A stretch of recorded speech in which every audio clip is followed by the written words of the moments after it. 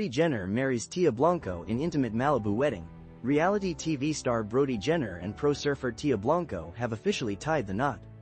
The couple exchanged vows in an intimate ceremony at Jenner's mother's Malibu home on Saturday, with approximately 60 to 70 guests in attendance, including Brody's father, Caitlyn Jenner.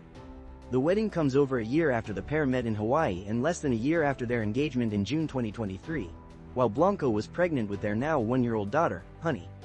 Jenner previously expressed his excitement for the wedding, particularly seeing Blanco in her wedding dress, describing it as incredible.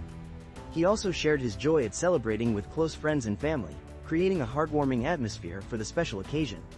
The couple's relationship has blossomed since their initial meeting in April 2022. Both Jenner and Blanco have publicly expressed their deep love and admiration for each other on social media, highlighting their strong bond and commitment as a family. Blanco, in particular, praised Jenner's dedication and fierce love for her and their daughter. The intimate Malibu ceremony marked a beautiful culmination of their love story, celebrating their union and the arrival of their daughter, Honey, adding another layer of joy to their already blissful relationship. In our next story, foldables are in and suddenly really thin.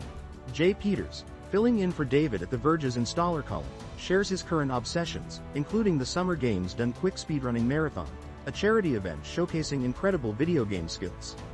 He highlights standout runs of Beat Saber and Cuphead, inviting reader suggestions for future installments. This week's column features a spotlight on Christian Seelig, former Apollo for Reddit developer, now working on Pixel Pals and advising the new Dig platform. Seelig's insights into his app choices and current interests, ranging from chess to solar technology, offer a glimpse into a tech-savvy life beyond the world of apps. Seelig's iPhone home screen reveals a minimalist approach, prioritizing utility apps over social media. He emphasizes the importance of community, expressing his disappointment with the current state of social networks and highlighting his involvement with Dig, seeing it as a potential for a more vibrant and authentic online community experience. He credits Kevin Rose's concrete plans and the talented Dig team for his involvement. The installer community also shares their favorite lesser-known apps and other recommendations.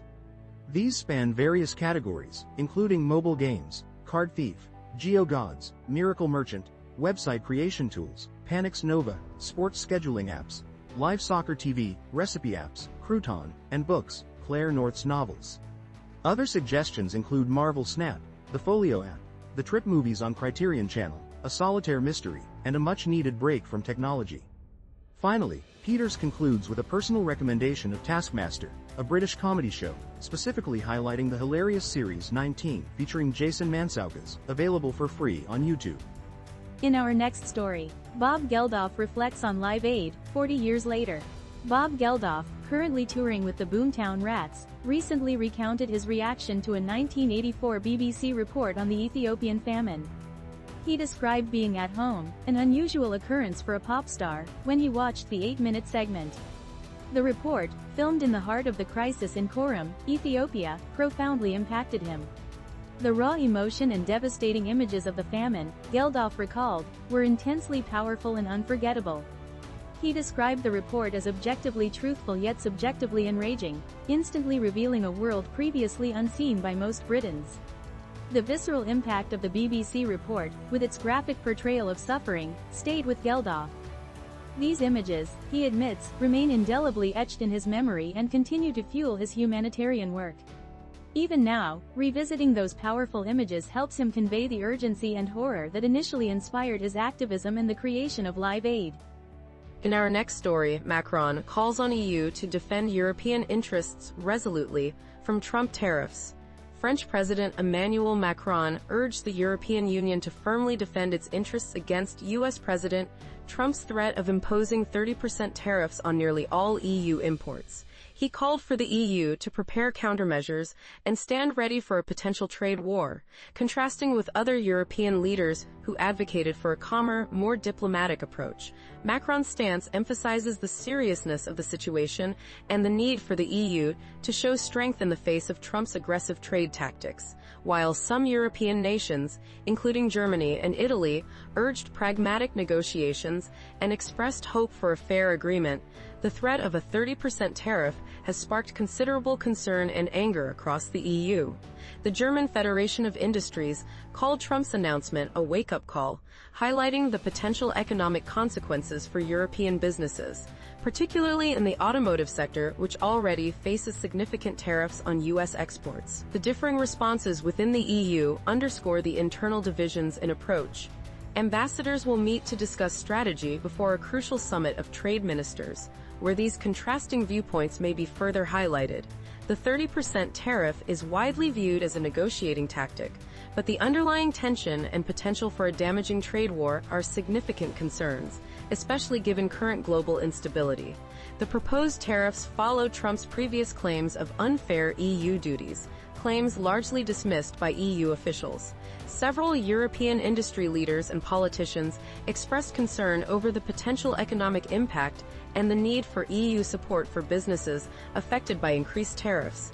Despite the substantial economic ties between the EU and US, the looming threat of a trade war casts a shadow over the future of their commercial relationship. In our next story, the Texas way. Why the most disaster-prone U.S. state is so allergic to preparing for disasters. The recent devastating flash floods in Texas's Hill Country, resulting in over 120 deaths, have exposed a troubling pattern of governmental inaction in the face of recurring environmental disasters. While Governor Greg Abbott expressed sympathy, his administration has offered no concrete plans to address the systemic issues that exacerbated the tragedy, such as inadequate flood warning systems. This inaction mirrors the state's response to previous crises, including the 2021 Winter Storm Uri and Hurricane Ike in 2008, where opportunities for preventative measures were missed due to prioritizing limited government intervention over proactive disaster preparedness. Texas's unique geography makes it exceptionally vulnerable to a wide range of extreme weather events, from hurricanes and floods to droughts and wildfires. The state is already the most disaster-prone in the nation, experiencing $190 billion weather events since 1980. Climate change is only worsening the situation, increasing the frequency and intensity of these events. Despite this reality, and despite a rapidly growing population increasing vulnerability, the state's political climate actively resists meaningful action. This resistance stems from a combination of ideological opposition to government intervention and the strong influence of the fossil fuel industry, which heavily funds the Republican Party. The party platform explicitly opposes climate change initiatives, viewing them as obstacles to business interests. This denial of climate science and preference for minimal government action extends down to the local level, with nearly half of Texas counties lacking disaster mitigation plans. Even in the aftermath of the Hill Country tragedy, some local officials admit that cost concerns prevented the implementation of crucial warning systems. The recurring pattern of disaster followed by insufficient preventative action is unsustainable. Experts warn that Texas's future will be characterized by increasingly severe climate-related catastrophes unless a significant shift occurs in the state's political culture, embracing proactive measures to build resilience and mitigate future risks.